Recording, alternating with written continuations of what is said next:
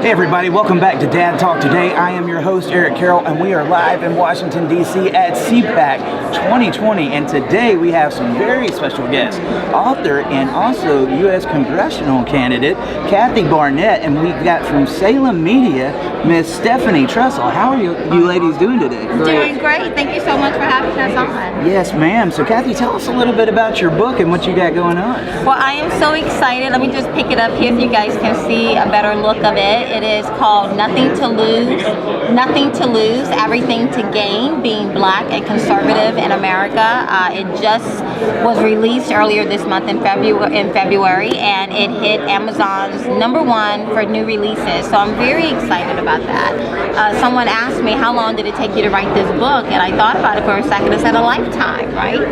A lifetime of just living and learning. And, you know, one of the things I talked about is that I was born into the Democrat Party, just like I was born into brown skin. I never remember, anyone having a conversation or a discussion or any deliberation. You're black, you vote Democrat. And it wasn't until I decided to get involved when I was in college in a campaign. So I'm black, I'm Democrat, so I go to the first Democrat office I see. And as I'm sitting there, the gentleman starts talking, and for the first time in my life, the thought bubbled up, do you even know what he believes? Does what he believes aligns with what you believe? Right. And it was the most uncomfortable 35 minutes of sitting in that office. I could not wait to get out. But it was the seed that was planted that would cause me to start looking at the world through a different lens. Right. Absolutely. And you are also running for Congress, am I correct? I know, right? Awesome. I know. I'm a little black girl who grew up on a pig farm in southern Alabama. I grew up below the bottom rung of the economic ladder. I grew up in a home with no insulation, no running water, an outhouse in the back, and a well on the side. When my grandmother would ask me to come help her with the garden, I thought she just wanted to spend quality time with me. I had no idea it was for our survival. But those are my genesis, and I'm so very grateful for those people who took the time to pour so much into my life. And I never felt like a victim. It's just the most amazing thing to grow up in such despair and to come out. I never remember anyone one time looking at me and saying, you know you're black, you know you're from the South, you know you have slavery in your DNA, so you're a victim. They never told me that. And so for me, I never knew I wasn't supposed to go to college and finish and be the first in my family to do that. I never knew, because I never felt like a victim, that I couldn't go into the military. I spent 10 years in the U.S. Army Reserves. When I left, I was accepted into officer candidacy school. No one ever told me I shouldn't be able to do that, right? But now you have people like AOC, for example, and the entirety of the Democrat Party who looks at me and says, you're a victim. You can't achieve. AOC just came out a few moments earlier this week, I believe, saying, the whole boot and the bootstrap concept is a myth. That somehow I need a program, I need the government to bail me out. I've never been on welfare, I've never received any government assistance. I worked hard, I disciplined myself. I made some sacrifices in life. And from a pig farm to an author of a book that went #1 on Amazon to now running for Congress, only in America. Awesome. Only in America. Awesome. Yeah. Well, I want to talk to you some more about that and some other issues, but I want to talk to Miss Stephanie over here from Salem Media. How are you doing? Oh, I'm awesome. Thank you again for having me. Yes, ma'am. So tell us a little bit about what you do. Well, I've been on the radio for over 7 years in Chicago, a conservative black woman in Obama's hometown, bashing our president when I first got on radio. People either loved what I was saying or were convinced that the Koch brothers were paying me to say what I said. But like Kathy, I grew up, my mother was 16 when she got pregnant with me. She was an orphan. My dad drove her to an abortion clinic to kill me, and my mother didn't get out of the car. And she didn't have a supportive family at home waiting to help her with this baby. She had no plan. She wasn't necessarily in touch with God and talking to him about what the plan was, but she had the strength not to get out of that car. And when we talk about unplanned pregnancies, and they make it sound like this little inconvenience, plan your family later. And I always wonder if my mother had been in a situation where some white liberal woman told her, well, plan your family later. Being born poor and black, you're orphan. and you're going to bring a baby into this world. Come on, let's just, get rid of it, and then you'll be able to have a kid later. My mother went on to have my sister 2 years later by my dad. And I say that we were unplanned pregnancies, but my mother made sure we didn't leave unplanned lives. She sacrificed. She never graduated from high school until about 4 years ago, but she provided us with private school education. We went to Disney World. We had dance lessons on Michigan Avenue, and she just hustles. She says she's a Democrat, but she doesn't realize she's a Republican. She worked so hard and just showed us that, like you said, Kathy, nobody ever whispered in our ear, you have this oppression of slavery and you can't make it. She just did it, and I watched my mom do it. And in my mind, my mom dropped out of high school to have me, and I, unfortunately, unplanned pregnancy, I got pregnant, then married, and I dropped out of college. But my daughter has a master's degree from a private university, because every generation just doing a little bit better than the last. And knowing that this is the greatest country on the planet, and how can I sit around crying and begging for stuff, and my ancestors were born into slavery, illiterate, they're freed, and then they taught themselves how to read and went off and got college degrees from Harvard without programs, and I'm going to sit around saying, I worth my reparations? That's an insult to the legacy and the blood that was shed. And Democrats, especially some black Democrats, tell us that we shouldn't embrace the flag, we shouldn't love this country. Our ancestors helped build this country. When I get to come to CPAC every year and I see the history, and I'm thinking, these are my people, they helped build the White House, I am standing on their memory. I cannot disgrace them by, living this life of dependency on every program. And I was a single mom, because my first marriage, I married someone that wasn't a very nice person with 2 little kids. I decided to get out. I used a program that I paid $5 a week for childcare, and that helped me move out of the ghetto into a nicer neighborhood. But the moment that I got promoted, I was paying $74 a week instead. But that was great. I was okay to let that go. I temporarily used that program to get to where I needed. I didn't want to, some of these people where I come from in Chicago, their grandmother lived in this housing project, and now the grandkids live there. That's unacceptable. That's not a legacy of dependency. You get to move in the same dependent house, which are not great places to live anyway, in failing schools. And the Democrat Party is quick to tell us, don't look at the Republican Party, they're racist. But what are they offering us? Every city run by Democrats, blacks are living in shooting gallery neighborhoods with failing schools, blighted, no grocery stores. But they're telling us the Republican Party doesn't care about you. Well, I'm tired of them caring about us so much that we can't, I don't know how much more of their care we can handle before. It's just really sad. And when you're from a place like Chicago that has been run by Democrats since the 1930s, when I grew up on the west side of Chicago, I didn't know I was poor. We had grocery stores. Every store on Michigan Avenue we had in our 4 blocks on the main strip. When I go over there now, the schools are closed, no grocery stores, nothing, no booming economy. Is really sad. Boarded up, but and I know it's a whole different issue, but the Hispanic neighborhood in the same zip code, booming, doing well, because illegals coming in, demanding more schools, more dentists, more grocery stores. And as a descendant of enslaved Americans, resources taken from our community that is boarded up and rusty, it's been boarded up so long, it's rusty, and they're booming, and that's the difference. And our schools are closed, and they're opening more schools. There's so many things in our community that the Democrats promise they're going to address, but they don't really want to address.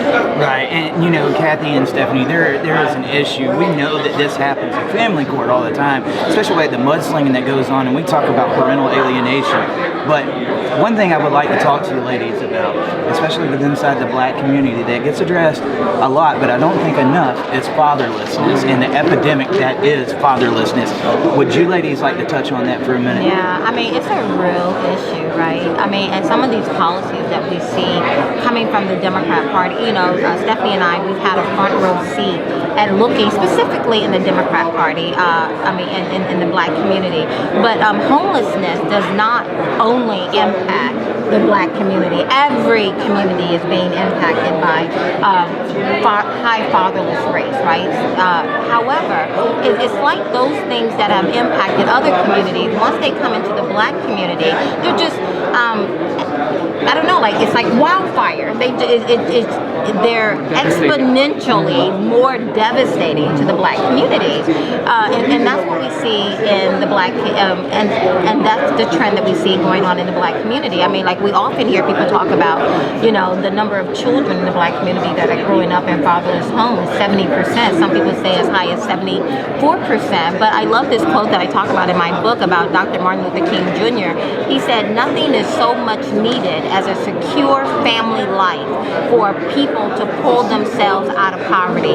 And when you begin to look at what happens in the black community, if you look at the white community, they have the number of married couples, the married households, is roughly 80%. In Asian homes is roughly 80%. In Hispanics homes is hovering around 75%. But this bedrock institution in the black community is only around 44%. So you have more than half of your community growing up in fatherless homes. And then you begin to look at some of the statistics just from the U.S. Department of Health and Human Services. 90% of homeless and runaway children are from fatherless homes.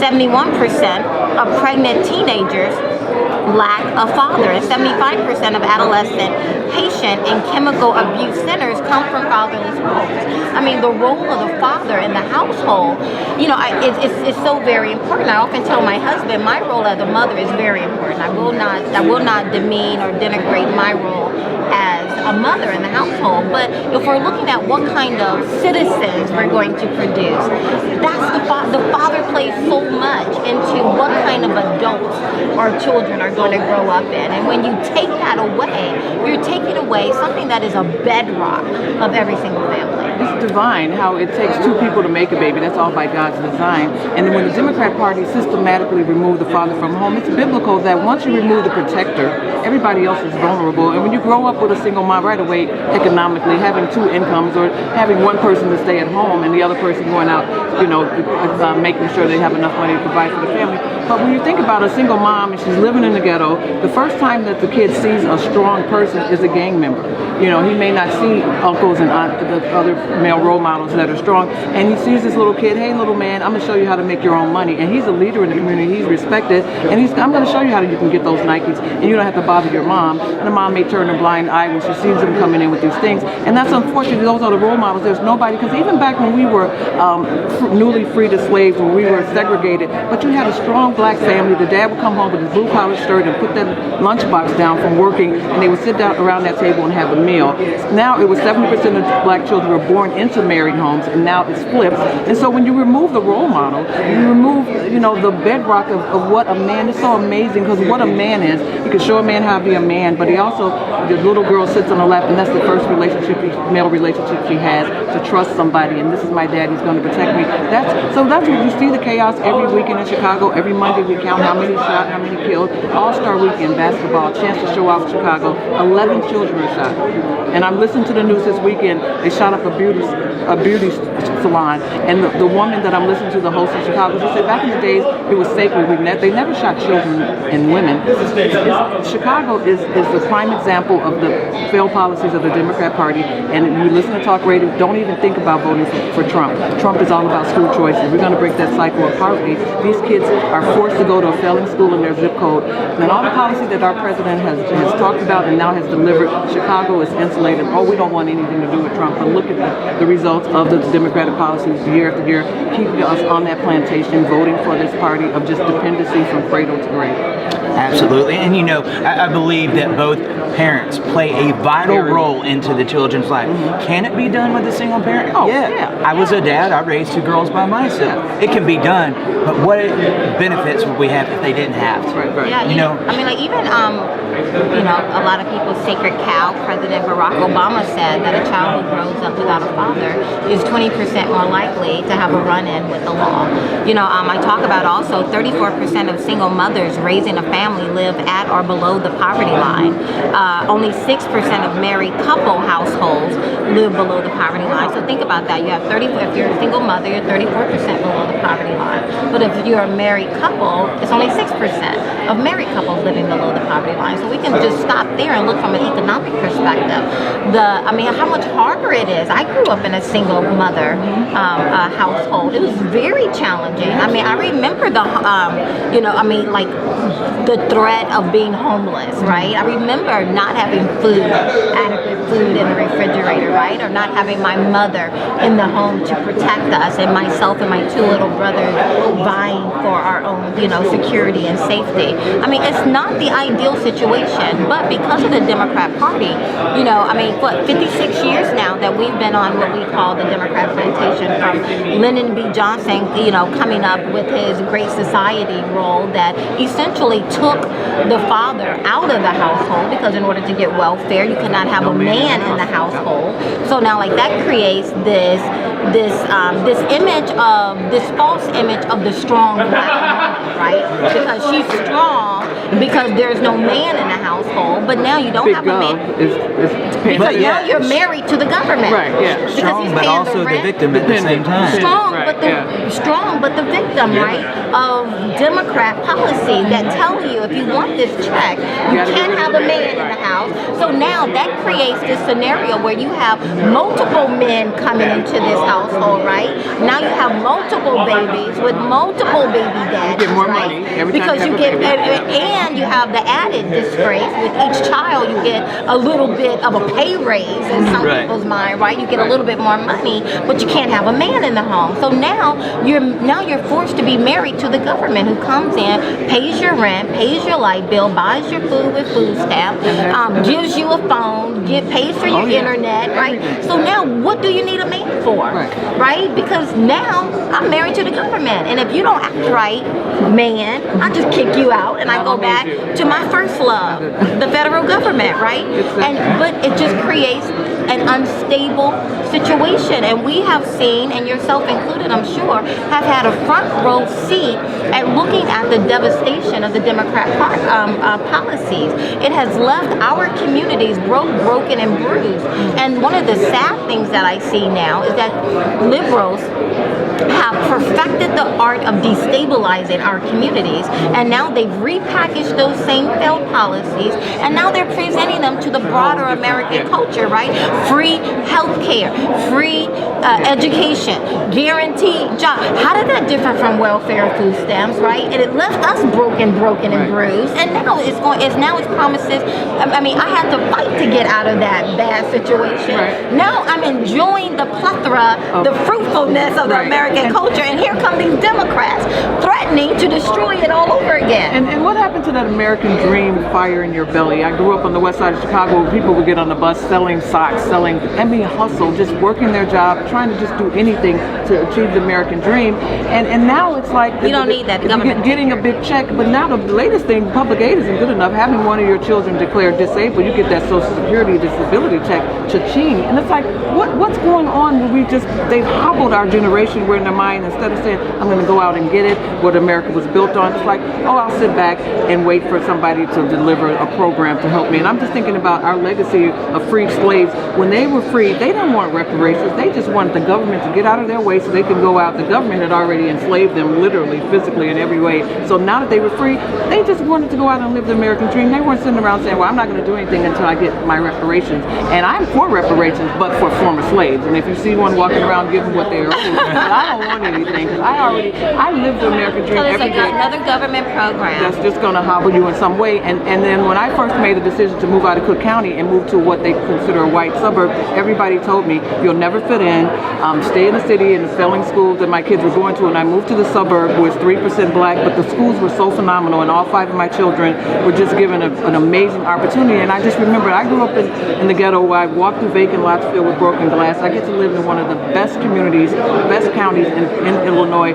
where I see green grass every day, and I appreciate, when I'm driving down the street, I keep thinking, this is what my kids see every day, this is their life. When I was growing up, it wasn't as bad as it is now, but I just think I never got to see what my kids get to see. And they live in a place where they feel very safe, and I was told never to raise black men in this county that I live in, and I raised 4 just to show this person off. And my kids, I would love for people to talk to them and say, what was it like to be a 6'3" black man raised in this lily white community? And they will tell you. And my son, my oldest, I joke, he's got such a great personality. He could be mayor of our town if he wanted to. Everybody loves him. Even though he's 35, I walk through any grade school. How's Julian doing? How's Sierra doing? People that love. And now that my granddaughter's going to the same school that my kids went to, and she walks into the open house, and the teacher pulls out a book and says, this is your dad when he was 9. And my granddaughter was so impressed that it was so fast, because my kids just left that kind of mark. Everybody, they love small community. And I kept thinking, had I listened to my relatives that told me I'd never fit in DuPage County, my kids, every once in a while I go to my zip code and put in the high school that my kids would be going to. Graduation rate 50%. I'm thinking, yeah, my kids would have been better off in Chicago with people that look like them. No, they're better off where they are, living the American dream, showing that my community doesn't care what color you are. We're sending our kids to school, we're cheering for each other at football games, and I joke, my husband happens to be white. He's the only one that doesn't fit in because he gets up on Sunday trying to cut the grass too early. Most neighbors don't like him. They love us. And so I try to encourage people in Chicago, make some sacrifice, move out of that school, the district. They care only about the teacher's salary. ACT scores in Chicago are 17%. Our average in my school is 26. I'm like, move to a community, make a sacrifice. Don't do cable, drive an old car, but move to a community where you have quality schools and you don't have to know somebody to get into the good schools. And it's all about education if we're going to break that cycle of poverty. Absolutely. And we made a video not too long ago that talked about the fatherless statistics and some of the things that go on. Some of them you might not, think would happen, but it's something that they've got to start looking at. Higher rates of suicide, divorce, school dropouts, molestation. I mean, so many economic disparity. The whole 9 yards is tied in to those statistics. And I believe if we start tackling some of those issues, it'll trickle on down to some of these other issues that we've been trying to face. But Kathy, I've got a question for you from Mr. Jeff Morgan. He said Clarence Thomas talked about the role of grandparents in his life. You talked about your grandmother. Can you talk a little bit more about the role of grandparents in the development and formation of children for their stability of the family? Yeah, I mean, my grandmother, when I think about my maternal grandmother, Patty Randall, I just love her. I'm so very grateful for my grandmother. It's gonna make me cry. They're special. They are, right? And then on my father's side, they're special. Many people can go and Google my story, but I am the byproduct of a rape. And my mother was 11 years old and my father was 21 when I was conceived, and it was my grandmother that was a net for my mother and I, providing a safe place for us, loving me. I grew up very loved. I had no idea that all of these circumstances, whether it was poverty or the fact that I'm the byproduct of a rape, but they loved me and they poured so much into me. And I'm so very grateful for my grandparents. I'm so very grateful to God for them. They are eternally valuable, right? And now I have the wonderful opportunity of having my mother move in with me and my family, and now she gets to tell her stories to my children. I'm very grateful for that. Awesome, ladies, this is such a powerful story. I would like to have you back one day, and I ask everybody, please go and check out this book. What is the name of it again, and where can everybody keep up with the two of you? It is my life story, a little bit of everything. It is nothing to lose, everything to gain, being black and conservative in America. I represent everything that is good about this country, and I wanted to tell that story and get another face, another voice out there in our culture today that says if you're black, you're a victim. If you're poor, you're a victim, right? And so I'm very grateful to God for the opportunity to write it. Absolutely. Miss Stephanie, where can everybody find you? Well, I'm a talk show host out of Chicago, and I work for 560 AM as a fill-in host, but I'm on social media, The Stephanie Trussell Show. I post way too much, but this has just been such a great experience. I want everybody, if you have a chance to come to CPAC, I don't care if you don't have to be in media, you have access to some amazing people, everybody you love, and just not only the speakers, but the people. And I met Kathy at the elevator 5 years ago, and we became friends at CPAC. And so that's why you come, just to be around other patriots and love this country. Yes.